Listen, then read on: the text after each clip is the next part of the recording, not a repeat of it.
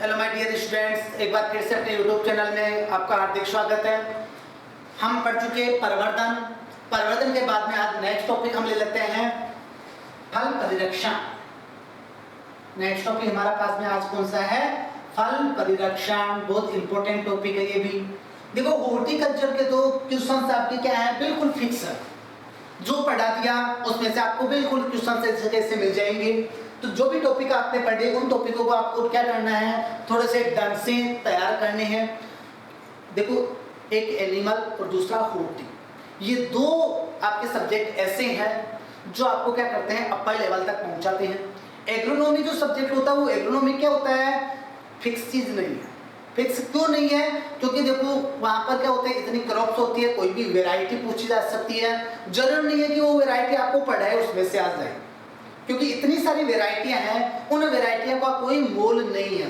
दूसरी चीज, वहां जो क्वेश्चन पूछने का तरीका है वो भी आपको क्या कर सकता है, मार दे सकता है। अरे जैसे मैं फॉर एग्जांपल बता दूं आपके कि क्वेश्चन आपका आ गया कि बाजरे की बीज दर है। अब बाजरे की बीज दर कितनी होती है? 4 केजी होती है फिक्स। कितनी होती है? 4 केजी होती है। ऑप्शन में आ गया आपके पास में 4 से 5 केजी, तो वह 3 से 4 केजी। उस समय आप क्या कर सकते हो, थोड़ा सा डिफॉल्ट कर खा सकते हो वहां पर। लेकिन एनिमल और जो आपका हॉर्टी का पार्ट है वो तो क्या है, बिल्कुल फिक्स चीजें हैं। वहां पर कोई भी वहां पर इधर उधर नहीं होता है। तो यहाँ पर आज हमारे पास में टॉपिक कौन सा आ गया? फल परिरक्षण आ गया। देखो सबसे पहले मैं बात करूंगा फल परिरक्षण कि किसे कहते हैं, परिरक्षण किसे कहते हैं। सबसे पहले तो डेफिनेशन आपको ये बतानी है। किसे कहोगे परिरक्षण? परिरक्षण का मतलब होता है कि जो भी खाद्य पदार्थ है उस खाद्य पदार्थ को सुरक्षित रखना। मैं ओनली और ओनली इस चीज की बात कर रहा हूं अभी, परिरक्षण की। तो परिरक्षण में तो कोई भी खाद्य हो सकता है, उस खाद्य को क्या करना, आपको सुरक्षित रखना है, खराब होने से बचाना है। वो क्या कहलाता है? आपका परिरक्षण कहलाता है। अब हम बात कर रहे हैं फल परिरक्षण की। तो जो फल परिरक्षण होता है उस फल परिरक्षण में हम क्या करेंगे, फलों को लंबे समय तक सुरक्षित रखेंगे। उसी क्रिया को हमने क्या कह दिया, फल परिरक्षण कह दिया। ठीक है, यहाँ पर बात करते हैं फल परिरक्षण के जनक की। फल परिरक्षण का जनक कौन है? तो फल परिरक्षण का जनक है Nicolas Appert. Nicolas Appert canning का जनक, जिसको केनिंग का जनक भी कहा जाता है। जरूरी नहीं है कि आपको डायरेक्ट क्वेश्चन पूछे कि फल परिरक्षण का जनक कौन है। ये भी पूछ सकता है कि केनिंग का जनक कौन है, डिब्बाबंदी का जनक कौन है। तो आपको बताना है निकोलस एपर्ट इसका जनक है। ठीक है, उसके बाद बात करूं भारत की प्रथम परिरक्षण प्रयोगशाला। भारत की प्रथम परिरक्षण प्रयोगशाला कहां खोली गई? मुंबई में। कहां पर है? मुंबई में है। इसकी स्थापना हुई थी सन 1920 में। कब हुई थी? सन 1920 में। भारत की प्रथम परिरक्षण प्रयोगशाला सन 1920 में मुंबई में स्थापित की गई। उसके बाद आता है भारत का प्रथम परिरक्षण कारखाना। दोनों क्वेश्चन अलग अलग आए। भारत की प्रथम परिरक्षण प्रयोगशाला वो तो आपके मुंबई में आई सन 1920 में। दूसरा क्वेश्चन आपके पास में आया कि भारत का प्रथम परिरक्षण कारखाना, ये भी है तो मुंबई में, लेकिन इसकी स्थापना बाद में हुई थी। कब हुई थी? सन 1935 में। ठीक है, आ गया समझ में? क्वेश्चन आपके पास में है कि भारत की प्रथम परिरक्षण प्रयोगशाला मुंबई में सन 1920 में, भारत का प्रथम परिरक्षण कारखाना कब? मुंबई 1935 में। उसके बाद बात करूं मैं, देखिए CFTRI, ये परिरक्षण से संबंधित संस्थान है। CFTRI central food technology research institute. Central food technology research institute, Hindi में कहते हैं केंद्रीय खाद्य प्रौद्योगिकी अनुसंधान संस्थान। तो CFTRI कहां पर स्थित है? मैसूर में है। कहां पर स्थित है? मैसूर में स्थित है। और इसकी स्थापना हुई थी सन 1950 में। क्वेश्चन पूछ लिया कि CFTRI स्थित है मैसूर, सन 1950। उसके बाद आता है FPO, food product order. Food का मतलब खाद्य, प्रोडक्ट का मतलब उत्पाद और ऑर्डर का मतलब आदेश। फूड प्रोडक्ट ऑर्डर FPO ये लागू हुआ था सन 1955 में। कब लागू हुआ था? सन 1955 में लागू हुआ था। ठीक है, अब देखो परिरक्षण की मैं बात कर रहा हूं तो हम बात करेंगे कि जो भी भारत है उस भारत में जो भी फल व सब्जी है उसका 25 से 30% भाग तो खराब ही हो जाता है। तो होने के बाद में क्वेश्चन पूछा जा सकता है, भारत में फल व सब्जी का 25 से 30% भाग तुड़ाई के बाद खराब हो जाता है। तुड़ाई के बाद में खराब हो जाता है। हमारे यहाँ पर भारत में टोटल जो फल व सब्जी है उसका 2 से 3% भाग परिरक्षित किया जाता है। यानी टोटल जो सब्जी है उसका कितना परसेंट भाग ही परिरक्षण में यूज में लिया जाता है? 2 से 3% भाग ही परिरक्षण में यूज में लिया जाता है। फिर इसके बाद बात करूं मैं, एक पुस्तक है जिस पुस्तक का नाम है फल तरकारी परिरक्षण प्रौद्योगिकी। पुस्तक का नाम क्या है? फल तरकारी परिरक्षण प्रौद्योगिकी। फल तरकारी परिरक्षण प्रौद्योगिकी ये पुस्तक है डॉक्टर सदाशिवम व हरिश्चंद्र। पुस्तक का नाम फल तरकारी परिरक्षण प्रौद्योगिकी और इसके लेखक कौन है? डॉक्टर सदाशिवम व हरिश्चंद्र। ये तो हमने बात की जनरल परिरक्षण से संबंधित कुछ बातें। अब बात करते हैं परिरक्षण के सिद्धांत व विधियां। नेक्स्ट हमारे पास में क्या पढ़ेंगे हम? फल परिरक्षण के सिद्धांत व विधियां। अरे परिरक्षण का जन्म निकोलस एपर्ट, प्रथम परिरक्षण प्रयोगशाला सन 1920 मुंबई, प्रथम परिरक्षण कारखाना मुंबई 1935, CFTRI मैसूर 1950, FPO खाद्य उत्पाद आदेश सन 1955। फल व सब्जी का टोटल तोड़ने के बाद में कितना परसेंट खराब हो सकता है? 25 से 30%। और टोटल जो फल व सब्जी उसका कितना परसेंट यूज में लिया जाता है परिरक्षण में? 2 से 3%। फल तरकारी परिरक्षण प्रौद्योगिकी पुस्तक के लेखक कौन है? डॉक्टर सदाशिवम व हरिश्चंद्र।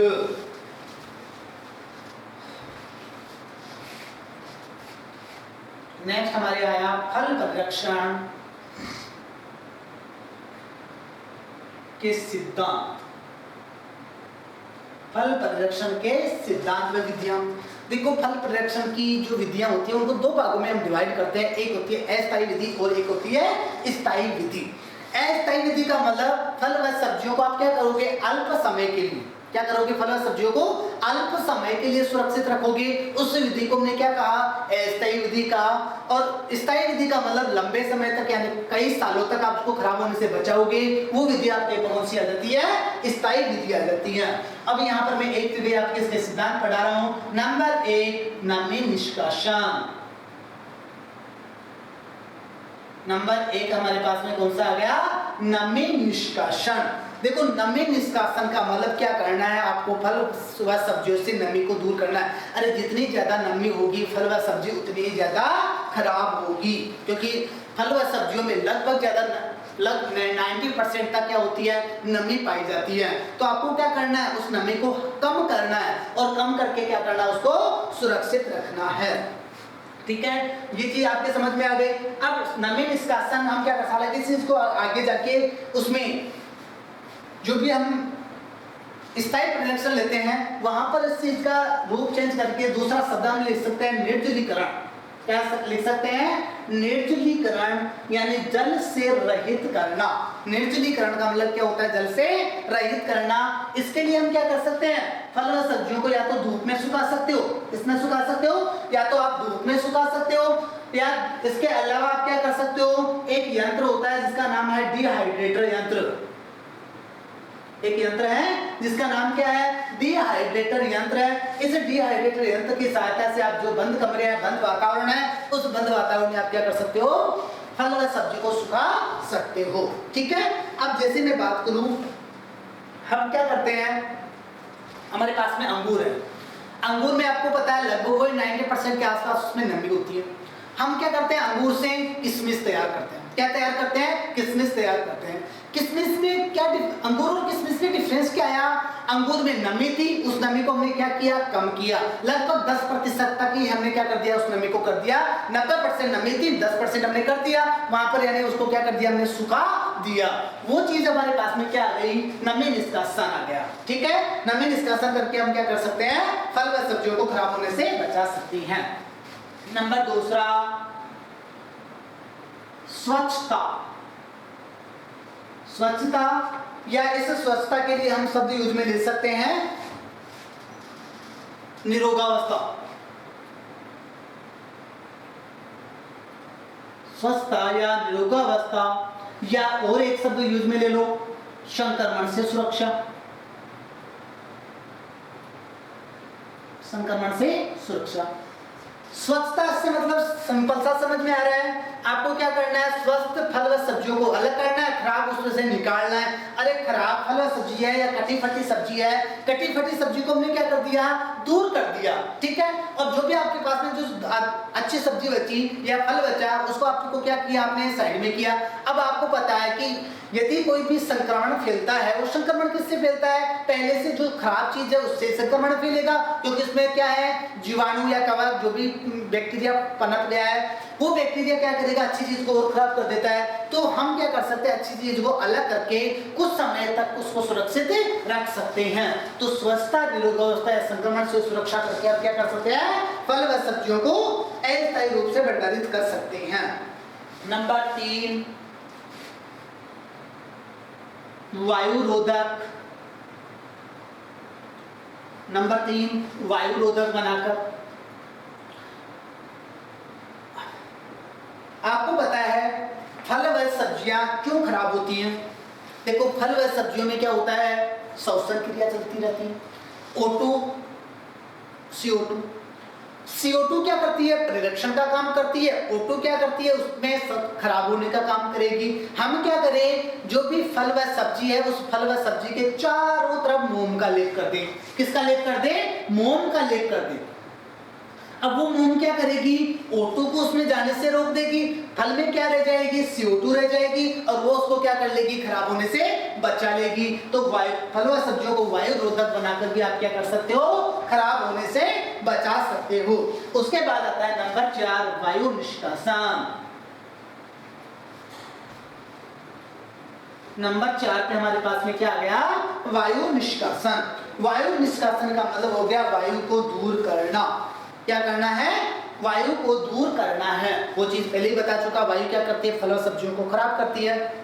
अब जैसे हमने क्या किया, फल व सब्जी को डिब्बे में बंद किया। क्या किया, फल व सब्जी को डिब्बे में बंद किया, और डिब्बे में बंद करके हमने क्या कर दिया, उस डिब्बे में से उस वायु को बाहर निकाल दिया। ठीक है, उस डिब्बे में से उस वायु को बाहर निकाल दिया। वहां पर क्या होगा, उस यदि वायु को हम बाहर निकाल देंगे तो फल व सब्जी को हम क्या कर सकते हैं, खराब होने से बचा सकते हैं। तो जो डिब्बा बंदी है, यहाँ पर एक बहुत इंपॉर्टेंट क्वेश्चन बनता है, डिब्बा बंदी में निर्वात पैकिंग, इसी सिद्धांत पर आधारित है। कौन से सिद्धांत पर, आपके वायु निष्कासन वाले सिद्धांत पर।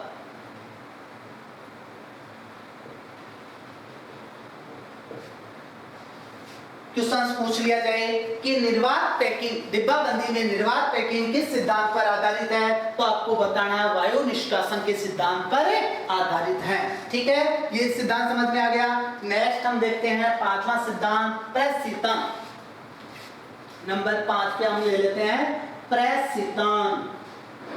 यानी आपको करना क्या है, फल व सब्जियों को कम तापमान पर रखना है। क्या करना है, फल व सब्जियों को कम तापमान पर रखना है। इसके अंतर्गत हम 2 चीज काम में लेते हैं। एक काम में लेंगे कोल्ड स्टोरेज, ठीक है, और एक लेंगे हम चिलिंग टेम्परेचर।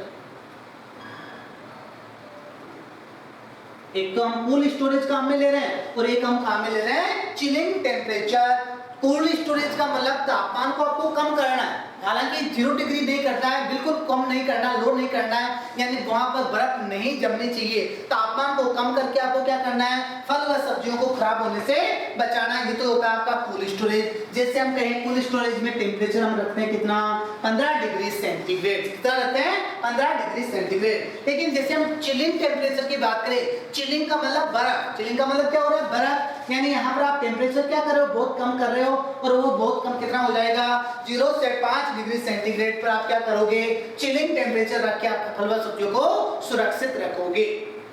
ठीक है। नंबर 6 पॉइंट देखिए, उच्च तापमान। नंबर 6 पे हमारे पास में क्या आ गया, उच्च तापमान। टेम्परेचर बढ़ाकर आप क्या कर सकते हो, फल व सब्जियों को खराब कर सकते हो, यानी खराब होने से बचा सकते हो। अरे जो भी जीवाणु है, सूक्ष्म जीवाणु है, वो सूक्ष्म जीवाणु क्या करते हैं, एक अनुकूल टेम्परेचर पर अपनी वृद्धि करते हैं। उस अनुकूल टेम्परेचर से कम टेम्परेचर रखेंगे तो भी फल व सब्जियों को बचा सकते हैं। उस अनुकूल टेम्परेचर से क्या करेंगे, टेम्परेचर बढ़ाएंगे तो भी फल व सब्जियों को क्या कर सकते हैं, खराब होने से बचा सकते हैं। अब इसके अंतर्गत हम क्या कर सकते हैं, जैसे फल व सब्जियों को 180 डिग्री फारेनहाइट टेम्परेचर पर हम क्या कर सकते हैं, खराब होने से बचा सकते हैं। इसी के अंतर्गत एक आता है जीवाणु विहीनीकरण क्रिया। इसी उच्च तापमान के अंतर्गत एक क्रिया कौन सी आती है, जीवाणु विहीनीकरण क्रिया, या इसको हम इंग्लिश में क्या कहते हैं, निर्जमीकरण।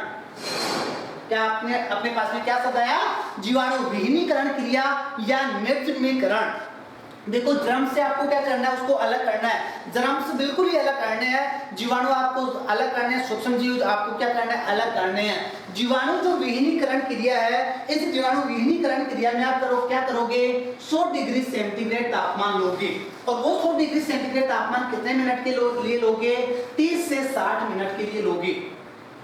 आप क्या कर रहे हो, फल व सब्जियों को टेम्परेचर एक अनुकूल टेम्परेचर दे रहे हो, वो कितना दे रहे हो, 100 डिग्री सेंटीग्रेड तापमान दे रहे हो, और कितने टाइम के लिए दे रहे हो, 30 से 60 मिनट के लिए दे रहे हो। उस कंडीशन में फल व सब्जियों में उपस्थित जितने भी सूक्ष्म जीव है, वो सूक्ष्म जीव क्या हो जाते हैं, नष्ट हो जाते हैं। यानी नष्ट होने का मतलब निर्जर्म, जर्म से रहित दूर कर दिया हमने।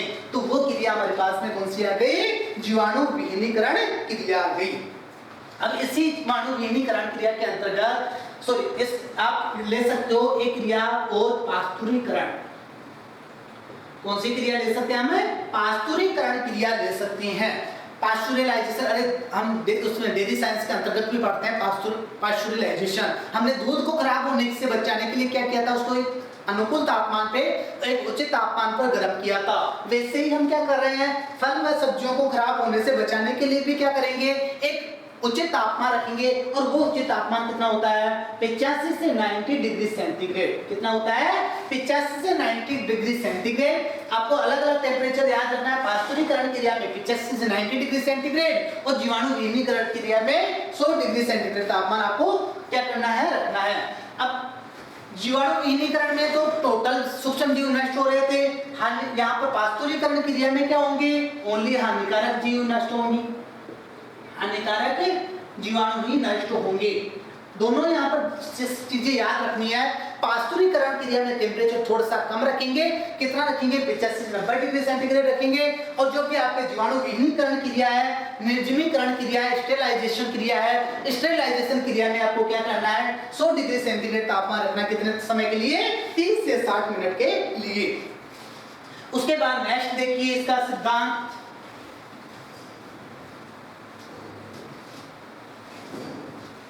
इसके अंतर्गत हमारे पास में नेक्स्ट सिद्धांत आया गहन प्रशीतन। कौन सा जाएगा, 7वां पॉइंट, गहन प्रशीतन, क्रायो प्रिजर्वेशन। इंग्लिश में क्या कहते हैं इसको, क्रायो प्रिजर्वेशन।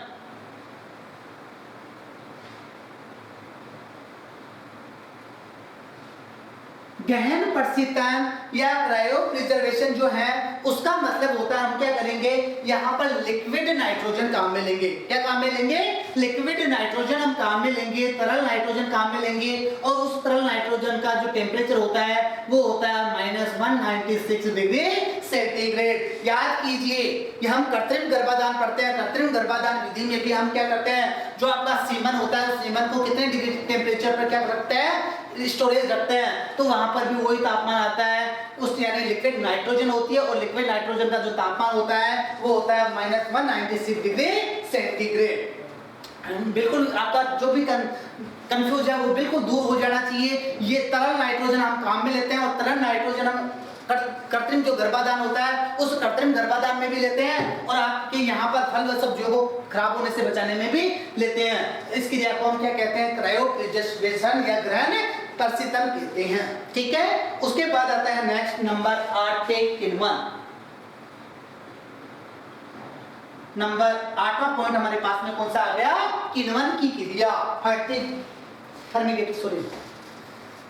फर्मेंटेशन। किण्वन की क्रिया या फर्मेंटेशन की क्रिया, देखो फर्मेंटेशन की क्रिया में क्या होता है, सबसे पहले एल्कोहल काम करेगा किण्वन, यानी उसको किसका, परिरक्षक पदार्थ का। जैसे हमारे पास में शर्करा है C6H12O6, हमारे पास में शर्करा कौन सी है, C6H12O6 यानी ग्लूकोज शर्करा है। इस ग्लूकोज शर्करा का खमीर की उपस्थिति में क्या हो रहा है, अपघटन हो रहा है। किसकी उपस्थिति में, खमीर की उपस्थिति में क्या हो रहा है, अपघटन हो रहा है, और उसके पश्चात क्या बनता है, C2H5OH + 2CO2 ये बनता है। अब यहाँ पर CO2 तो हालांकि CO2 भी परिरक्षण पदार्थ काम करता है, लेकिन इस किण्वन की क्रिया में यहाँ पर काम कौन करेगा परिरक्षण पदार्थ का, ये एल्कोहल करेगा। क्या करेगा, ये एल्कोहल क्या करेगा, परिरक्षण का कार्य करेगा। बहुत क्वेश्चन इंपोर्टेंट क्वेश्चन है, पूछा जा सकता है कि जैसे वाइन होता है, शराब होती है, उस शराब में परिरक्षण पदार्थ का कार्य कौन करता है, तो आपको बताना है एल्कोहल। शराब को खराब होने से बचाने का काम कौन करेगा, एल्कोहल करेगी। और शराब में जो एल्कोहल होती है वो यानी एल्कोहल का परिरक्षण पदार्थ का जो काम होगा वो होगा 7 से 20%। कितना होगा, 7 से 20%। ठीक है, दूसरा किण्वन देखिए, पहला किण्वन आपके पास में कौन सा आ गया, एल्कोहल किण्वन। दूसरा किण्वन आएगा आपके एसिटिक अम्ल किण्वन।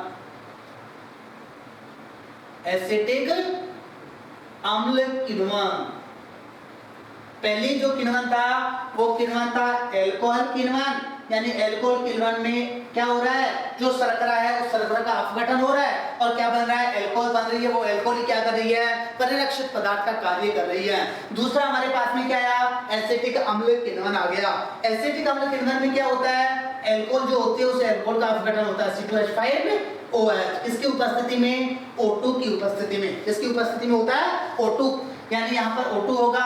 अब ये जो किण्वन होगा यहाँ पर भी क्या होगा, अपघटन किसकी उपस्थिति में होता है, जीवाणु की उपस्थिति में इसका अपघटन होता है, और क्या बनाता है, एसिटिक अम्ल बनाता है। क्या बनाता है, एसिटिक अम्ल बनाता है। एसिटिक अम्ल का सूत्र क्या होता है, CH3COOH। ठीक है, साथ में क्या बन रहा है, जल बन रहा है। साथ में क्या बन रहा है, जल बन रहा है। तो जो भी आपका एसिटिक अम्ल किण्वन है, इस एसिटिक अम्ल किण्वन में क्या होता है, जो एल्कोहल थी उस एल्कोहल का अपघटन कौन से जीवाणु यानी जीवाणु की उपस्थिति में हो रहा है, और यहाँ पर जो बन रहा है वो क्या बन रहा है, एसिटिक अम्ल बन रहा है। और यही एसिटिक अम्ल क्या करता है, यहाँ पर परिरक्षित पदार्थ का कार्य करता है। ठीक है, okay, doubt clear. Next number यानी सॉरी इसी के अंतर्गत आता है लैक्टिक अम्ल किण्वन। लैक्टिक अम्ल किण्वन, देखो हम क्या करते हैं, जो अचार होता है उस अचार को परिरक्षित करते हैं, और अचार को परिरक्षित करने के अंदर यानी वहां पर परिरक्षित पदार्थ का काम करता है कौन, लैक्टिक अम्ल।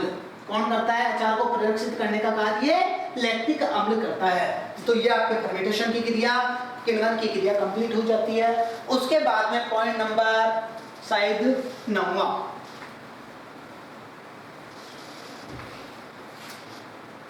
CO2 gas.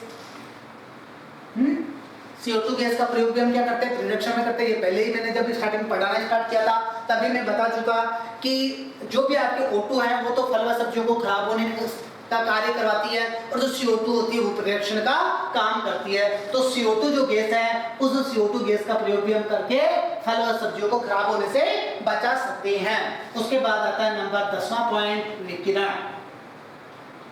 10वां पॉइंट हमारे पास में क्या आ गया, विकिरण, यानी गामा किरणों का प्रयोग करके आप क्या कर सकते हो, फल और सब्जियों को खराब होने से बचा सकते हो। कौन सी किरणों का प्रयोग करना है, गामा किरणों का प्रयोग आपको करना है। और इस क्रिया को, विकिरण क्रिया को आप किस नाम से जानते हैं, ठंडी जीवाणु विहीनीकरण क्रिया के नाम से जानते हैं। ठंडी जीवाणु विहीनीकरण क्रिया के नाम से हम क्या किसको जानते हैं, विकिरण या गामा किरणों को जानते हैं। यानी गामा किरणों का आप प्रयोग करोगे और गामा किरणों का प्रयोग करके आप क्या करोगे, फल व सब्जियों को खराब होने से बचाओगे। इस क्रिया को हमने क्या कह दिया, ठंडी जीवाणु विहीनीकरण क्रिया कह दिया। उसके बाद आता है परिरक्षक पदार्थों का प्रयोग। नेक्स्ट इसमें हम पॉइंट कौन सा लेते हैं, शायद 11वां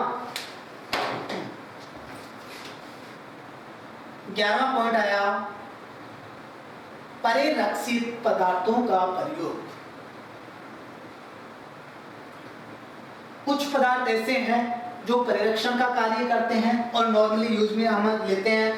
जैसे इसमें सबसे पहले मैं बात करूंगा किसकी, लवण या नमक की। किसकी बात कर रहा हूं मैं, लवण या नमक की बात कर रहा हूं। यानी नमक का प्रयोग हम करते हैं और नमक का प्रयोग हम करके फल व सब्जियों को खराब होने से बचाते हैं। अरे जैसे हम क्या करते हैं, अचार बनाते हैं, अचार में क्या डालते हैं, नमक डालते हैं, परिरक्षण का काम करता है। ठीक है, तो जो नमक की सांद्रता रखी जाती है वो रखी जाती है एक कंडीशन में तो 6 से 8% और दूसरी कंडीशन में रखी जाती है 15 से 20%। यदि इसकी सांद्रता हम 6 से 8% लेंगे तो ये अस्थायी परिरक्षक पदार्थ का काम करेगा, और यदि हम इसकी सांद्रता कितनी ले रहे हैं, 15 से 20% ले रहे हैं, तो ये क्या करेगा, स्थायी परिरक्षक का कार्य करेगा। ठीक है, चलो नंबर दूसरा पदार्थ हम काम में लेते हैं चीनी। दूसरा काम है क्या लेते हैं, चीनी। देखो चीनी की सांद्रता भी वही चीज आएगी, कम सांद्रता रखोगे अस्थायी परिरक्षक का काम करेगा, और आप क्या करोगे, उसकी सांद्रता बढ़ाओगे तो वो क्या करेगा, स्थायी परिरक्षक का काम करेगा। तो जो चीनी की सांद्रता है वो चीनी की सांद्रता यदि हम 50% रख रहे हैं उस कंडीशन में तो क्या कर रही है, अस्थायी परिरक्षक पदार्थ का काम कर रही है। लेकिन इसकी सांद्रता बढ़ाई और बढ़ा के कितनी कर दी, 65 से 70% कर दी, तो वो क्या कर रहा है, स्थायी परिरक्षक पदार्थ का कार्य कर रहा है। ठीक है, चलो इसी में तीसरा पॉइंट लेते हैं, और तीसरा पॉइंट ले लेते हैं सिरका। तीसरा पॉइंट क्या लेते हैं, सिरका। देखो सिरका में क्या पाया जाता है, एसिटिक अम्ल पाया जाता है। सिरका में क्या पाया जाता है, एसिटिक अम्ल पाया जाता है। सिरके में क्या पाया जाता है, एसिटिक अम्ल। कितना होता है, लगभग 5 से 6%, कई तो 6.5% भी देखने को मिलता है। तो लगभग 5 से 6% आपको बताना है। ऐसे मान लो तो आप तो चलो इसको फिक्स याद कर लो, एसिटिक अम्ल की मात्रा सिरके में कितनी पाई जाती है, 6.5% पाई जाती है। लेकिन ये 6.5% काम में नहीं लेते हैं, इतना आपको याद रखना है। सिरके की जो मात्रा होती है वो अस्थायी परिरक्षण के अंतर्गत तो हम काम में लेते हैं 1.5%, और जो स्थायी परिरक्षण होता है उसके अंतर्गत हम काम में लेते हैं 2 से 3%। सिरके की यदि मात्रा पूछी जाए, अस्थायी के अंतर्गत पूछ ली जाए तो आपको बताना है 1.5%, और स्थायी के अंतर्गत पूछ ली जाए तो आपको बताना है 2.5%। उसके बाद आते हैं रासायनिक परिरक्षक पदार्थ। रासायनिक परिरक्षक पदार्थ यानी यहाँ पर आप रसायनों का यूज कर रहे हो। रसायनों के यूज के अंतर्गत एक तो आप काम में लेते हो सोडियम बेंजोएट, और दूसरा आप काम में लेते हो पोटेशियम मेटाबाइसल्फाइड यानी KMS।